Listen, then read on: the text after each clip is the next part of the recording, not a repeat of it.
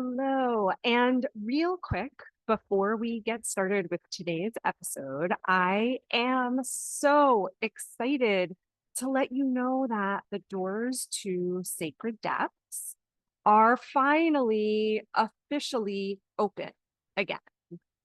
I created Sacred Depths many, many years ago because I was looking at the industry and I saw that coaches and other leaders needed better tools for their client work and for their group work. I noticed that so many coaches and other kinds of practitioners were struggling to support their clients to reach goals, to move forward.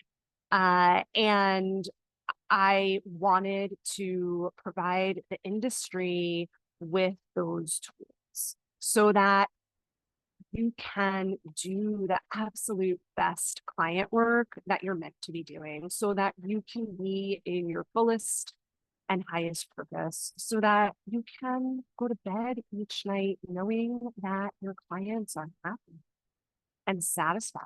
And also so that your business can run off of more referrals and renewals, and so that you can have the confidence to market boldly. In Sacred Depths, I gather my 20 plus years as a coach, as a facilitator, as a ritualist, and from working with thousands and thousands of human beings, getting to know human nature. I take all of those years of experience and the tools that I've developed, and I teach them step by step by step. Sacred Depths is the place to be if you want to become extraordinary or more extraordinary. And right now, as we open the doors, there is a special early bird rate on Sacred Depths. The next cohort starts at the end of October, and the pricing is the lowest it's going to be for this year. So I will drop the notes for Sacred Depths in the show notes, or I'll drop the URL, I should say, and please take a look. Okay, so I am so excited about today's episode. It's called Four Truths About Coaching and About Human Behavior That I Wish Someone Would Have Told Me when I got started. And, if you're just tuning into this podcast for the first time, you might not know that my passion and my obsession is helping practitioners become extraordinary. Whether you are completely new, have never been trained before, or whether you have decades and decades of experience. And the reason why I am so obsessed is because as you become more and more extraordinary as a coach and as a practitioner, not only are you better equipped to support your clients, and not only are you more poised to grow your business organically, but maybe most importantly, when you become extraordinary, the journey also supports you in creating more meaning and more sacredness and more self-love in your life. If you have taken any of my trainings, or even if you've been listening to this podcast for a bit or reading my newsletter articles, you know that over the last 20 years of being a coach and working with many, many, many humans, I have kind of seen it all when it comes to clients and groups. And I've got a lot to share from those decades of experience. And for today's episode, I wanted to share a couple of the truths and pearls of wisdom that no one taught me when I was training to become a coach. These are things that I wish I would have known sooner. These are things that I had to learn the hard way through years and years and years of working with clients and also working with myself and my own fears and my own resistances and my own goals and my own life. And I want to give you, sweet listener, a little bit of a faster track than I have on all of this. So I'm going to keep these truths for you today pretty short and sweet, but my intention is that they are also really impactful and deep. And, I've got dozens and dozens of these important truths and pearls of wisdom and pieces. I picked four for today that I think you'll really appreciate. You're probably going to want to take a couple of those as well. So let's jump in. And the first truth about coaching and human behavior that I wish I had known way earlier is this. Humans are messy. Human beings are very messy, and coaches and practitioners need to understand this and also be willing to get messy yourself. Okay, let me tell you what I mean by this. So a lot of people go through coach trainings and they end up thinking that their clients are going to follow an easy and a neat journey towards success and reaching their goals. A lot of people go through coach trainings and end up thinking that so long as you help your client vision a goal and strategize well on a goal, that then your clients are going to take step by step by step pretty easily until they reach the goal. No, right? I mean, every now and again, this might happen, and it's wonderful when it does. But let's be honest, most of the time, forward movement with clients does not work this way. Clients procrastinate, or they stall, or they change their mind on what they actually want, or they hold back from taking actions, or they question themselves, or they have trouble really celebrating and acknowledging what's going on. Also, oftentimes, real life gets in the way of goals. And what I mean by this is illness, death of a loved one, a big move, an unexpected job loss, a divorce. Sometimes bad moods get in the way of progress, and even bad PMS sometimes, right? In other words, human beings are messy. And life is messy. And life is so very imperfect. We can't always be living our best lives. Our clients are not always living their best lives. And we need to take that into account when we're working with our clients so that we can, even though all this is happening, that we can still support them in being successful, in reaching their goals, in finding deeper meaning in life, right? And here's the other thing that goes along with all of this, that people are messy and life is messy, and we need to coach to that messiness. I want to say this again. We need to learn how to coach to the messiness and to coach people in their messiness. And then here's the other thing.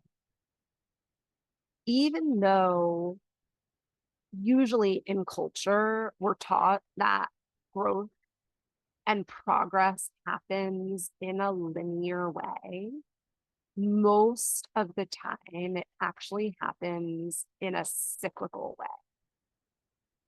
Meaning that growth and progress do not follow a neat, easy line. There are stops and starts.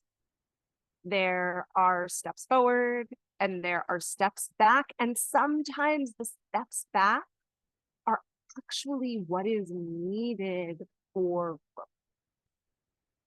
If, as coaches and leaders, we expect progress with our clients to be neat or predictable or strictly follow any expectations, I promise you, my friend, we are in for a lot of work. And then we won't be able to help our clients quickly. We won't be able to meet our clients' needs if we expect progress to be neat, predictable, linear, or strictly follow any expectations or formulas for that matter. Coaches that are not as effective are coaches who are chaos avoiders, happiness seekers at all costs, and constant clarity chasers. That's a big idea, and I'm going to repeat this one because it's so important. Coaches and leaders who are less effective or not as effective as they could be, even if they have good skills, are coaches who are trying to avoid chaos or only seeking happiness for and with their clients or constantly chasing. And I know that this might be a little controversial, what I'm saying, because traditionally we are taught to avoid chaos, seek only happiness, and always only want clarity. But again, real life is messy. And true human experience, and all of our clients are human, is about not always knowing, because it's not always the right time to have.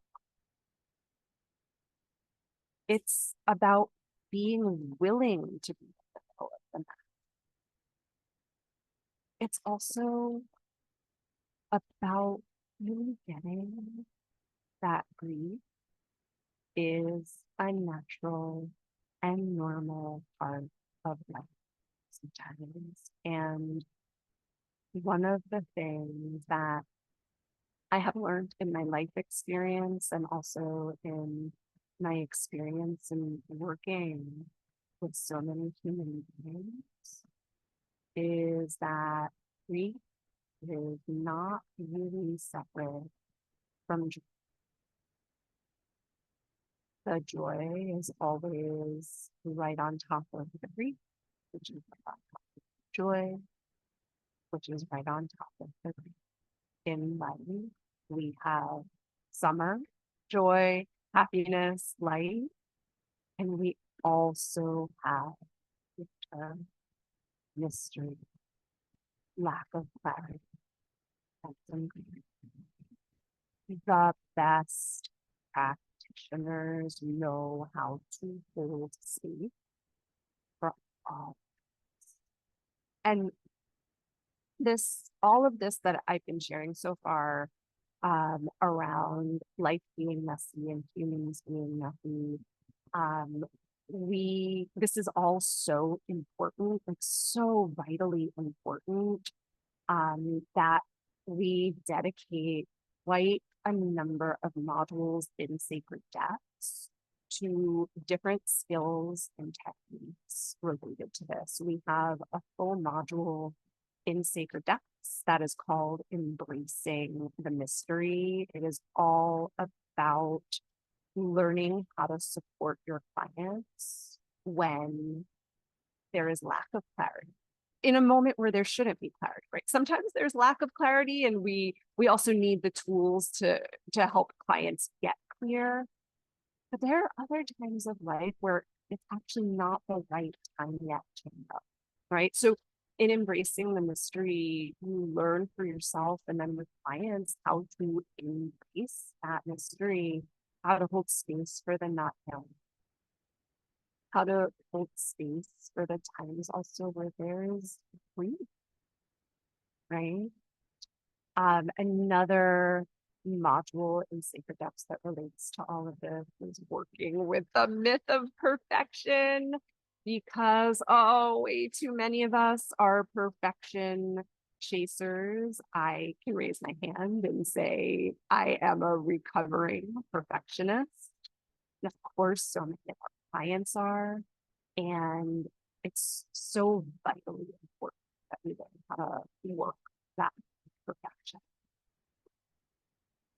In Sacred Depths, we also look at how to build resilience and support our clients to build resilience, because we need resilience through this messy life, right? We can't avoid the messiness, but we can learn how to. All right, let's move on to the second truth about coaching and human behavior that I wanted us to take a look at today. Here it is. You can only take your clients as far as you have gone yourself. I'm sure you have heard this before, and I cannot emphasize how important this concept is. I have not yet once, in all of the years that I have been a coach and a facilitator and a practitioner, I have not yet once observed a single coach or leader who is effective if they're not also doing their own inner work. Period. End of story. You can only take the clients as far as you've got yourself. Master practitioners, the ones that are most effective, are the ones that have faced their own shadows. Shadows like the human desire for power or the impulse towards selfishness, right? Just to name a few. Master practitioners are the ones who have befriended their own fears, like the fear of not being good enough or the fear of being unlovable, just to. Master practitioners are the ones who have gotten themselves off of their own wheels of sabotage so that they don't, for example, procrastinate as much, or they don't burn bridges when they don't actually want to burn bridges. The most effective practitioners, the one that can take their clients the deepest, are the ones that have poked holes in their own perfection so that they aren't constantly beating themselves up for not getting everything right. And so that they're not holding themselves back because they don't feel ready yet, because it's not enough. The most effective practitioners and the ones that are able to go the deepest are the ones that have learned how to be with and embrace their own grief as it comes up. And the same for their neighbor as well.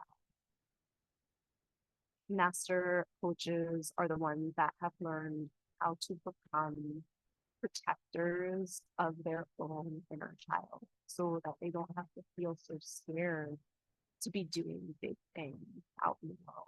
They have learned to love all the parts of themselves, even the unsavory parts of themselves, the parts that culture at large would otherwise tell you to reject or judge or be ashamed of. The most effective practitioners have worked with their own projections, their own resistance, their own accountability. And they're also the ones that have learned how to set boundaries, even when it's so hard, right? But they've learned how to set boundaries, even in the face of or disappointing others or breaking family. right? And so much more. Highly effective coaches know that they can't take their clients anywhere that they themselves have not been willing to go. And I'll share that one of the things that has made me such an effective facilitator of human transformation and the kind of coach where my clients keep on coming back to do deeper work and for others. One of the things that helped me with all of this is that I have done the work on my, I have really gone, if you will, through these rites of passage, these highly uncomfortable things, so that I can own the wisdom and the courage and the trust that I need in order to hold my clients' hands and guide them as well. And as always, I will remind you that I have not achieved any perfection in any of these things, because there is no such thing as perfection, because there are always more layers to people. There is always more work to be done. My inner work will not be done until my last. But that being said, I have all of these years committed to the inner work, and I've done the inner work, and it shows when it comes to my results. If I sound really passionate about this, it's like I am beating the drum on this one, because it is so important. It is so important for us all, no matter how much inner work we've done. We are working with human beings. And this is exactly why in Sacred Depths, along with all of the training that you get on transformational skills, transformational techniques, and all of the training that you get on human behavior and the range of human behavior and psychology, there is also such a strong emphasis and opportunity on doing your own inner work, right? You do your own inner work with each of the techniques and the processes that I teach. You go through the befriend your fear process, for example. You go through the rewiring on unhelpful thought patterns process. You go through the process of getting off the wheel of self-sabotage. You go through the techniques for working with the myth of perfection. Because you can't fully embody and own the technique and become masterful at guiding clients through them unless you are actively doing the inner work on it yourself. That's why throughout Sacred Depths, every single lesson is woven into deep inner work for you. At some point, I've been wanting to do an entire podcast episode that's just solely devoted to sharing some of the ways that I, on a daily basis, and a weekly basis, and a monthly basis, do my own inner work, because I think it'll be really helpful and inspiring for you to hear. But for now, I do just want to say that this is my biggest commitment in doing my inner work. I work on myself, my fears, my beliefs, my shadows, my capacity, everything that I teach in Sacred Depths. I am consistently working those skills, those techniques on myself all the time. Okay, let's move on to the third truth that I wanted to share today, the third truth about coaching and human behavior and your coaching skills and techniques are only as good as your understanding of human behavior. This is a little, this is one, I mean, each of these I think are a little bit different than some of what you'll hear out there, but this one in particular, I'm going to say it again. Your coaching skills and techniques, all the things in your toolbox, are only as good as your understanding of human behavior. So let me explain what I mean. There is no transformation or coaching skill or technique that you can or will ever learn that you are going to use exactly the same way on each client or even on any particular client on different days. Coaching skills and techniques are obviously so important to have, but you need to know how to use them. It's kind of like if you're a musician and you get notes, right, to play a song. The notes are the skills, the techniques, but you're going to bring certain feeling to the song based on the audience that you're playing, right?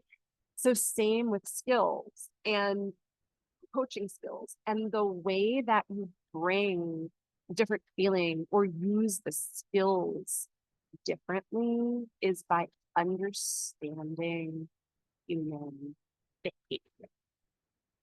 I'm going to give you one example of this from Sacred Depths, because in Sacred Depths, for every single skill and technique that I teach, I also teach you the full range of human behavior and psychology associated with it, so that you know how to use the skill, the technique.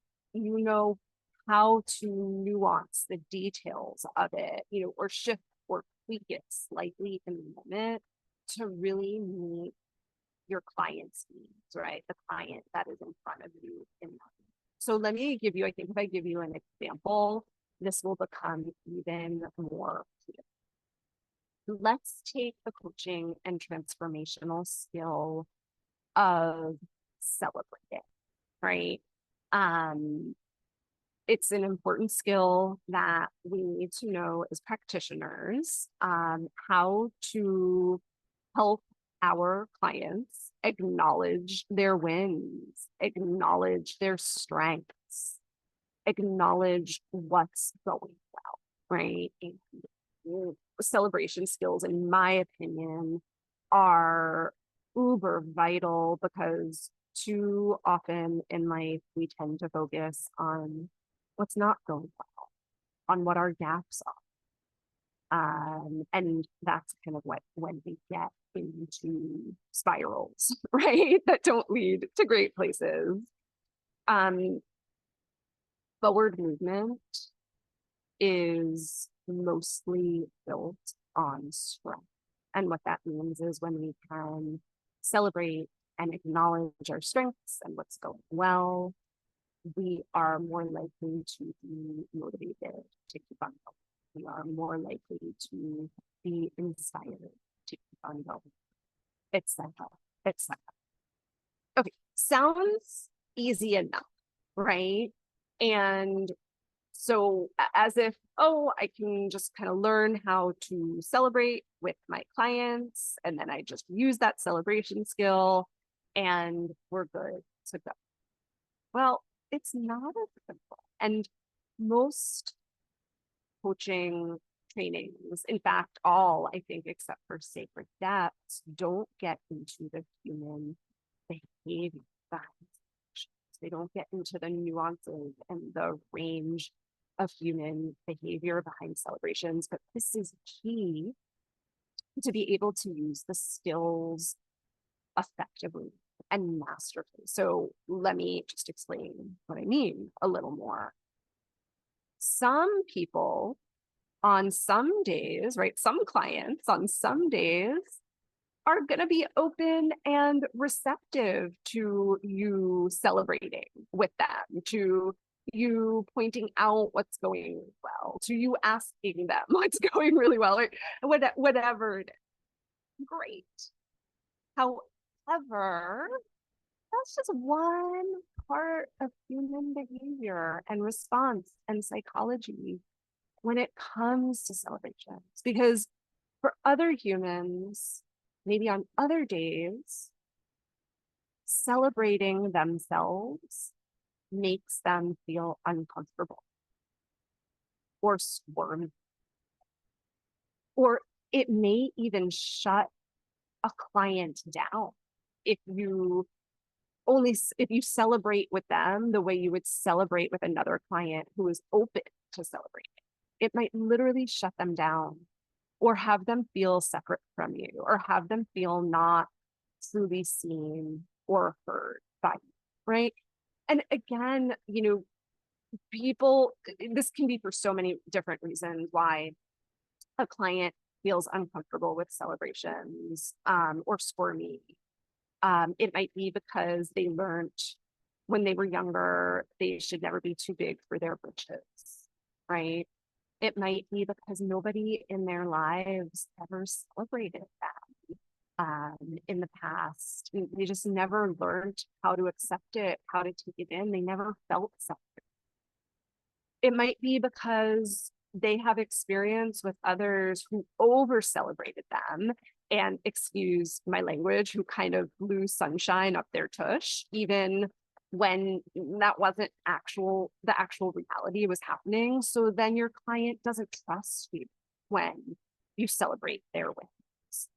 It could be that your client has had experiences where celebrating was used to manipulate them, right? To do more, or it was attached to expectations, right? I could go on and on. We look deeply at all of these pieces in Sacred Depths, but hopefully you've heard enough by now to see what I mean for this truth number 3 when I say coaching skills are only as good as your understanding of the full range of human behavior and psychology, right? So in Sacred Depths, I don't just teach you one celebration skill, because that celebration skill is only good for one kind of person, catching them on one mood on one day, right? We need to have a number of different kinds of celebration tools in our toolbox, and we need to understand how to change them, how to tweak them, how to alter them, how to really use them for the human that is in front of us. Your coaching skills will grow exponentially, and your ability to co-create results with clients will grow exponentially when you have understanding and insight into the full range of things. Okay, one more truth for today's episode that I think you will appreciate. You need somatic work in your coaching toolbox, because cognitive awareness will only get you so far. You need some work in your toolbox. You don't have to use somatic work all the time, and there are very subtle ways actually that you can use it without going into even full somatic techniques. But you do want to know how to work with the body, because again, only working cognitively with clients will not get far. Now, I'm going to share a little bit more about this now, but just to say, if you go to episode 3 of this podcast, It's called The Four Levels of Learning and Processing. I did a full episode on um, looking more at somatic work and other types of work beyond cognitive work. I'll share the link for episode 3 in the show notes. But for now, here's what I want you to know. Of course, cognitive understanding and awareness is so important in our cognitive work, right? We need the cognitive work in order to help our clients make meaning of this, right? In order to create certain awarenesses, we need the cognitive work. In order to look at patterns, we need the cognitive work, etc., etc.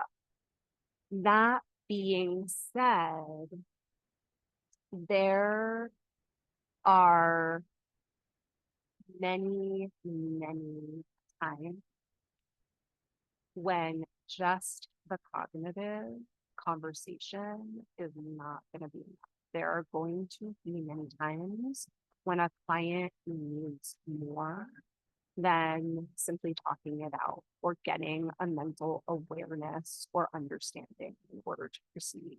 There are going to be many times when the cognitive conversation can't quite access the truer or deeper wisdom or awareness that a client needs in order to get clarity or move forward.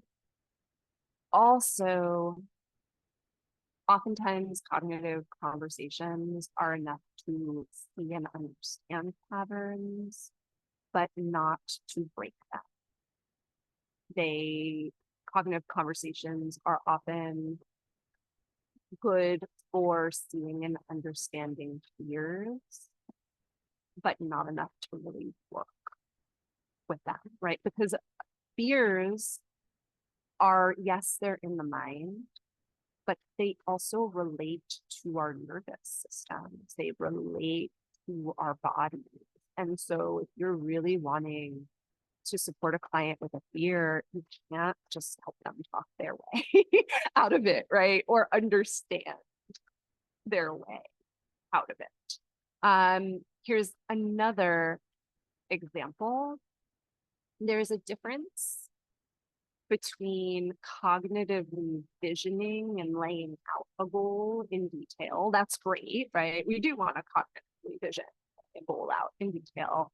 But think about the difference between that and actually embodying that goal so that your client feels ownership of it, so that the goal becomes a part of your client, so that they are more committed to it and inspired by it, right?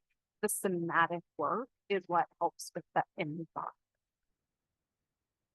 So I am a big fan and advocate of somatic work. I will tell you, I use it with all of my clients, not necessarily every single session, but I use it with all of my clients. It is the thing that, or one of the things I should say, that is just vital in being able to support clients to create results and not be stuck in old patterns or just doing the same old because they can't access their deeper wisdom. Oftentimes, being able to access the deeper wisdom and the intuition versus just the logic, we need to do the simple for that. The reason being, obviously, the logic is in the mind, but I want to take it a step further and say logic is generally what culture has told us to do over and over and over again. And not that logic isn't great, right? But sometimes our heads get disconnected from our hearts and from our bodies, from our deeper souls, because what culture tells us to do is so ingrained, and we don't have any other choices. There are no other options.